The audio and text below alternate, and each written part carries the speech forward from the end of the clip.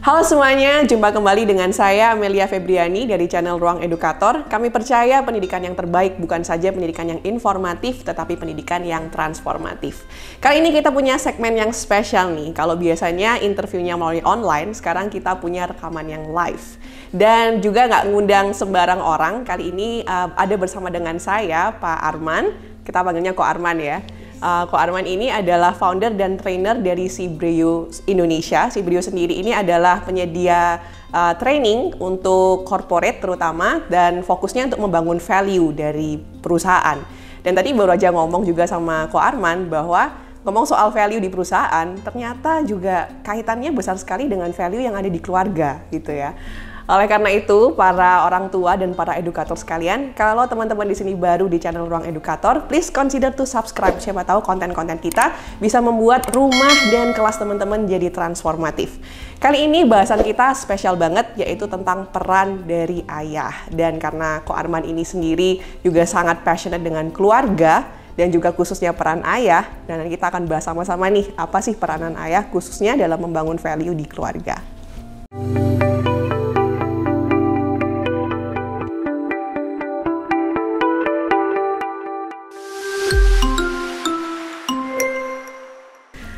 Halo Ko Arman. Halo juga Mel. Thank you banget nih udah disempatin untuk ngobrol bersama.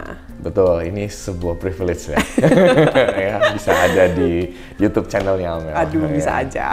Ruang Edukator. Ya, betul. Oke, Ko Arman, langsung aja nih, karena kita kan tadi udah ngomong mau bahas tentang keluarga, terutama peran ayah nih. Langsung to the point aja nih saya tanya. Menurut Ko Arman, peran spesifik ayah di rumah itu apa sih? Kalau boleh disingkat istilahnya kopi. Kopi, mantul. Tapi K-nya diganti huruf C gitu ya. Karena huruf C yang pertama tuh artinya cinta tentunya, ya. Terus O-nya adalah otoritas, kemudian P-nya adalah potensi, I-nya adalah identitas. Ini adalah 4 peran penting yang harusnya ayah berikan kepada anak-anak, ya, seperti itu. Boleh dielaborasi dikit nih, Ko, masing-masingnya. Kalau bicara soal cinta, sebenarnya yang paling penting gini, bukan cuma sekedar mengucapkan kata sayang ya kepada anak gitu ya, bukan, tapi lebih kepada memberikan rasa aman. Jadi cinta yang dimaksud di sini adalah benar-benar secara utuh ya. Cinta secara utuh itu adalah ada rasa amannya, ada atmosfer yang sehat ya di dalam. Dan yang paling penting itu adalah cinta yang tidak memberikan ekspektasi. Artinya sekarang ini kan banyak ya, ayahnya juga ayah-ayah piala gitu ya. Jadi kalau anaknya nggak juara, ayahnya gimana gitu ya. Ini baru-baru terakhir ini saya nemuin nih ada satu anak yang harus bertanding gitu kan ya, dalam sebuah kejuaraan olahraga gitu kan. Anaknya cukup stres ketika bapaknya ikut dampingi. Nah satu kali bapaknya nggak bisa karena kerjaan dan mamanya yang dampingi, anaknya malah juara. Jadi waktu didampingi, ya, betul, tertekan. Waktu didampingi bapaknya nggak juara, waktu nggak didampingi bapaknya malah juara. Waktu ditanya kenapa, ya karena papi nggak ada katanya gitu. Nah kadang-kadang tuh para ayah mesti ngerti juga ya, jangan-jangan dia memberikan pressure dalam bentuk ekspektasi yang berlebihan ya kepada anak. Begitu. Itu C yang pertama ya, cinta. O-nya adalah otoritas. Ayah itu sebenarnya memberikan sebuah gambaran penting ya tentang otoritas ya kepada anak. Kenapa sih otoritas itu penting? Karena gini, kalau seseorang itu kehilangan otoritas, dia akan mudah untuk dilecehkan. Dia akan mudah untuk apa istilahnya ya, dibully ya, mengalami perundungan ya, begitu ya. Nah, anak-anak tuh perlu mendapatkan sebuah otoritas ya yang kuat dari seorang ayah. Kenapa? Karena ayah adalah sumber. Dan ini hal yang sangat serius sekali ya. Kalau ayah tidak berfungsi memberikan dirinya sebagai sumber yang utuh, anak-anak tuh bisa kehilangan guidance ya seperti itu. Makanya nih inilah peran ayah yang kedua. Dia harus memberikan otoritas, khususnya otoritas moral kepada anak-anaknya. Hal yang ketiga adalah potensi. Bicara soal potensi ini, semua anak potensinya besar banget, banyak banget. Saya hari ini banyak melihat ya, jurusan-jurusan kuliah itu udah nggak seperti zaman saya dulu. Iya, betul-betul. Ya, zaman dulu tuh cuma hukum gitu kan. Ekonomi gitu ya, pertanian gitu kan. Wah, sekarang jurusannya aneh-aneh gitu kan. Nah, saking anehnya itu banyak kan dan spesifik gitu kan.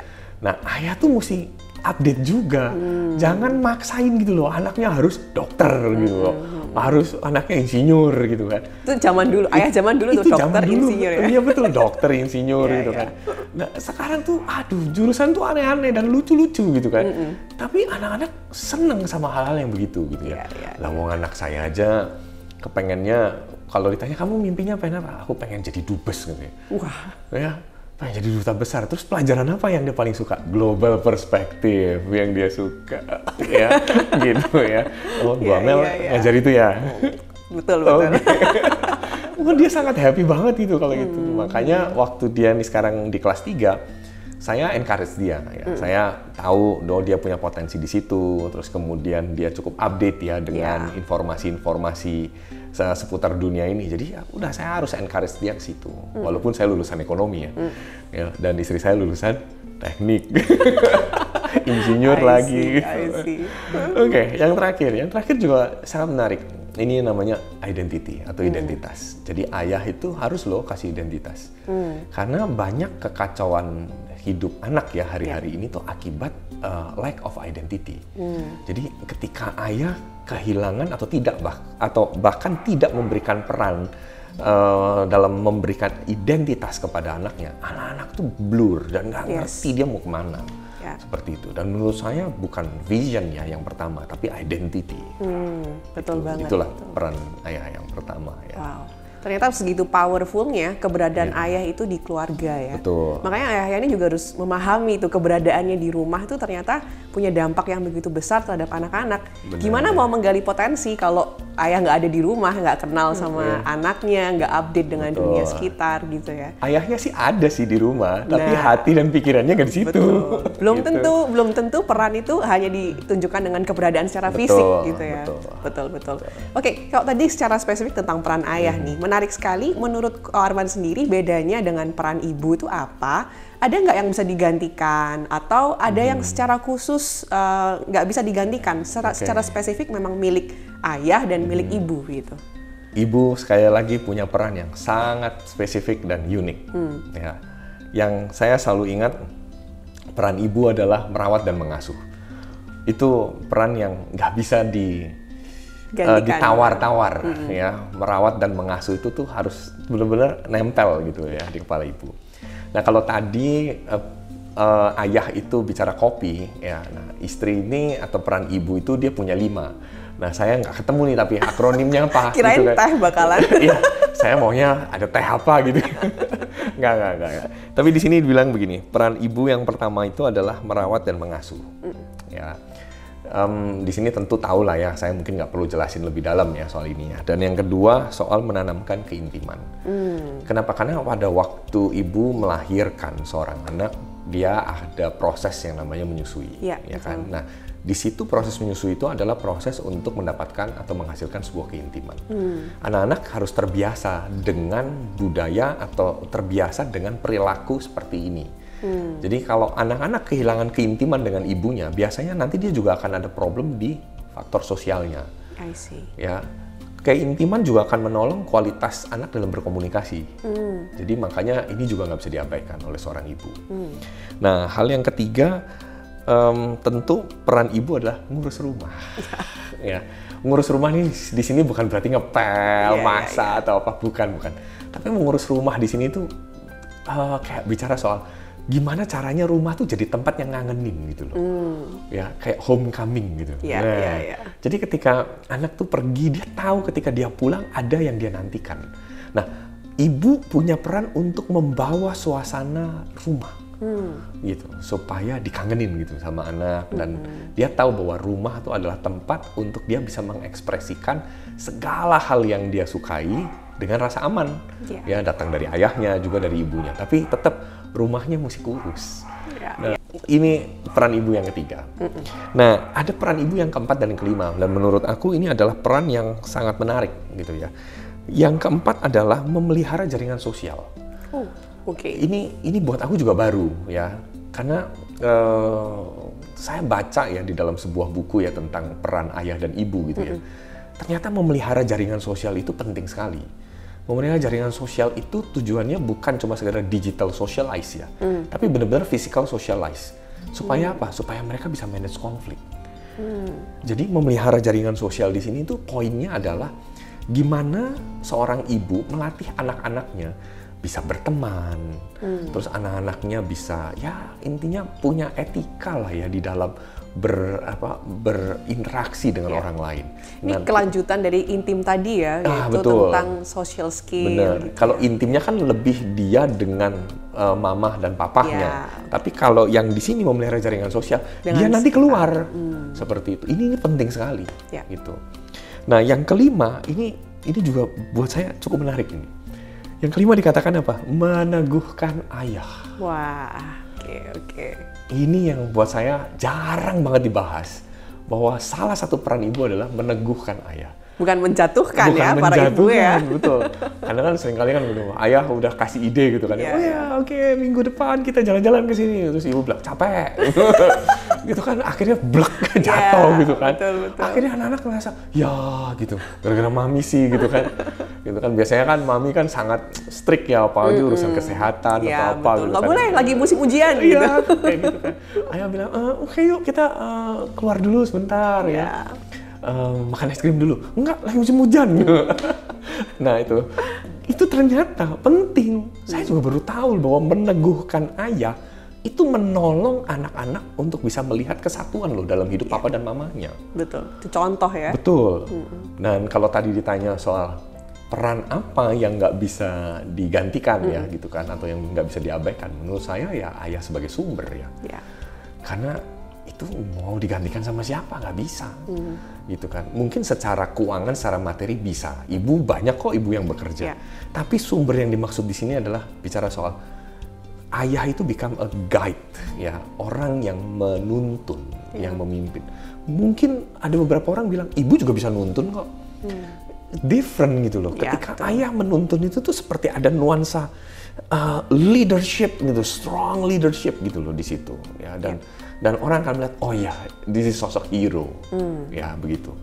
Hal yang kedua soal sumber tuh bicara soal bukan hanya guide gitu ya, tapi dia juga guard. Gitu. Jadi dia harus memproteksi. Nah, biar gimana pun juga ya, peran ayah yang satu ini memproteksi itu tuh nggak bisa digantikan. Sekalipun ada ibu yang perkasa gitu ya. Tapi kan saya nggak pernah yang lihat ada ibu Wonder Woman ya, begitu ya. Sekalipun toh ada ibu yang perkasa, seorang anak tetap membutuhkan figur pria, figur laki-laki di dalam rumahnya yang memberikan rasa aman itu. Ya, itu saya lihat di banyak tempat, di banyak pengajaran, ya bahkan di kitab suci pun ya, itu mengatakan bahwa itu peran yang sangat serius. Ya, memberikan pemimpin dalam keluarga, betul. Dan hal yang ketiga sebagai sumber adalah ya dia penyedia. Ya, bukan hanya sekedar penyedia sekali lagi materi. Ada hal yang lebih besar daripada materi yang harus disediakan oleh seorang ayah. Rasa aman, environment, gitu kan. Aduh, kaya sekali sebenarnya kalau ini mau dikupas ya, banyak banget. Ya, luar biasa. Memang harus bekerja sama ya dengan ibu. Tapi memang ada peranan-peranan khusus yang saya juga percaya sih ada role khusus gitu. Yang nggak bisa digantikan satu dengan yang lainnya gitu ya. Jadi memang ada peranan ibu yang tadi memang pada saat menyusui itu adalah membangun keintiman gitu. Bukan sembarangan proses-proses alami yang harusnya dialami oleh wanita mengandung dan menyusui. Dan juga seorang ayah sebagai pemimpin, sebagai penyedia, luar biasa. Tapi saya juga ngelihat nih Ko Arman, kalau hari-hari ini tuh tantangan ke keluarga ya terutama tuh makin besar menurut aku ya. Menurut aku kalau keluarga itu kenapa-napa, pastilah anak-anak tuh kenapa-napa gitu, pasti akan keluarnya juga di tempat kerja, pada hubungan sosial tadi ya gitu. Menurut Ko Arman sendiri tantangan yang paling besar yang terutama dihadapi ayah ya, sehingga mereka nih nggak bisa memaksimalkan peranan kopinya itu tadi. Menurut Ko Arman apa nih? Waktu. Benar. Sudah. Tidak ada hal yang lebih berharga dari itu. Ya, uang bisa dicari. Ya, harta, kekayaan, semua fasilitas itu bisa dicari, bisa didapatkan. Tapi untuk waktu itu nggak bisa kembali. Jadi saya ngelihat banyak ayah nggak sadar hal ini. Dia pikir dia bekerja dengan begitu kerasnya dari pagi sampai malam. Dia nggak ketemu dengan anaknya dan dia bilang, loh papa kan kerjakan buat kamu supaya kamu bisa bayar uang sekolah dan sebagainya. Anak nggak perlu itu gitu loh. Anak butuh papahnya ada, mau dengerin dia, dan papahnya tuh bisa memberikan encouragement kepada dia, ya secara berkala, nemenin gitu ya, seperti betul. Itu waktu penting banget. Setuju banget. Sangat penting banget. Dan berapapun usia anak kita, waktu hal yang sangat penting banget. Iya. Gitu. Memang sih, kadang orang tua tuh nggak sadar ya, dia kerja, tadi ya padahal semuanya kan tujuan kerja kan untuk keluarga gitu. Bener. Tapi malah akhirnya mengorbankan keluarga, kebalik gitu. Malah keluarga dikorbankan terjebak untuk uang, bukan uang untuk keluarga pada akhirnya. Benar. Saya rasa itu memang masalah yang utama sih. Iya juga ya, waktu ya. Kalau dari Ko Arman sendiri ada nggak solusi praktis atau paling nggak, kalau waktu kan kita memang nggak bisa beli ya, dan itu tergantung gimana cara kita juga menghabiskan waktu. Yang Ko Arman sendiri lakukan mungkin gimana caranya supaya para ayah ini menyadari gitu ya tantangan terbesarnya, dan mungkin ada solusi praktis atau mungkin nih tips-tips yang bisa digunakan juga untuk para ayah. Oke, ada satu sahabat saya mengutip sebuah kalimat begini. Cara pandang kita terhadap waktu akan menentukan bagaimana kita mengelola dan menghabisinya. Menghabisi. Iya, maksudnya menghabiskan waktunya gitu kan. Jadi yang paling penting sebenarnya cara pandang kita ya tentang waktu ya. Nah, banyak ayah berpikir, nanti deh, karena gitu. Anak masih kecil ini gitu kan. Nah, itu menurut saya tuh cara pandang yang keliru gitu. Justru gini ya, setiap musim atau setiap usia anak itu adalah sebuah musim yang sangat unik. Dan musim-musim ini seringkali atau sudah pasti ya, itu nggak bisa dikembaliin lagi. Yes. Nah, banyak ayah nggak sadar itu. Gitu. Ada satu orang dari Afrika Selatan ya, namanya Casey Carton. Dia menuliskan buku Dunia Membutuhkan Ayah. Dan di dalam buku itu dia mengatakan bahwa setiap usia dari anak-anak kita tuh ada musim-musimnya. Dia membagi bahkan kehidupan manusia itu tuh ada sampai dengan 5 musim. Mulai dari musim dasar, musim sukses, musim paruh waktu, musim hidup berarti, sama musim yang terakhir ya, musim memberikan warisan ya, seperti itu. Nah, musim-musim ini nggak boleh diabaikan, gitu. Nah, jadi kalau mau ditanya solusi praktisnya apa, harus disiplin. Nggak ada hal lain soal waktu selain disiplin ya. Kalau kita memang mau memberikan itu, harus disiplin. Tapi untuk bisa berdisiplin, seseorang perlu menemukan visionnya apa. Dia harus tahu nih ke depannya gimana. Dia harus paham bahwa ketiadaan ayah itu adalah sesuatu yang membahayakan buat keluarganya. Kalau dia nggak pernah sadar itu, ya dia nggak akan pernah bisa punya sebuah disiplin-disiplin waktu. Saya itu teringat banget ya, waktu saya sudah masuk dalam pernikahan dan anak saya waktu itu masih berusia 6 tahun. Ayah saya itu ketika itu tuh usianya sudah 60 plus ya. Itu dia masih menyediakan waktu untuk nelfon. Jadi setiap Sabtu dia telepon saya sebagai anak ya. Dia tanya, "Man, posisi di mana?" gitu. Kami tinggal cukup jauh ya.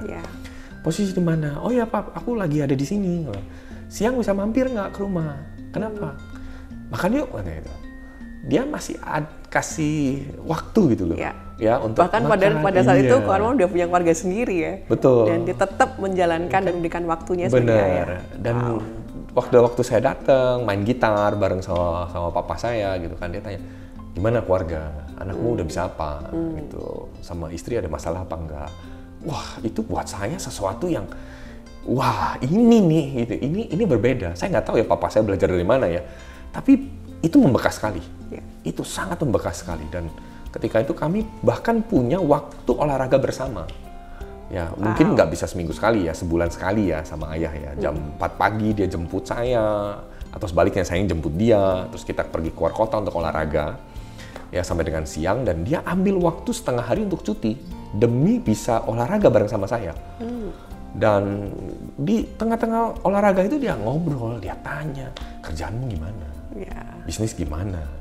Termasuk dia tanya, "Utang gimana?" gitu. "Ini bapak kok ngurusin utang anaknya?" gitu.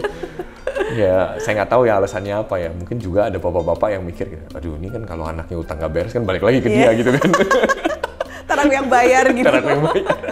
Tapi poinnya bukan itu sih. Poinnya saya melihat dia tuh benar-benar mencintai anaknya dengan cara memberikan waktu, dan buat dia memberikan waktu itu menanamkan sebuah rasa aman bahwa hey, sekalipun kamu udah masuk dalam pernikahan, kamu tetap anakku loh, dan aku tetap punya sebuah tanggung jawab untuk memperhatikan, untuk melihat apa yang terjadi gitu. Dan ya saya bersyukurnya gini, hal-hal itu tuh akhirnya terwarisi gitu. Ya kan, terwarisi dalam hidup saya, dan ya udah saya paksa untuk punya disiplin waktu sama anak saya. Sebulan sekali harus ada daddy and son time. Ya, seperti itu. Oke, luar biasa sekali.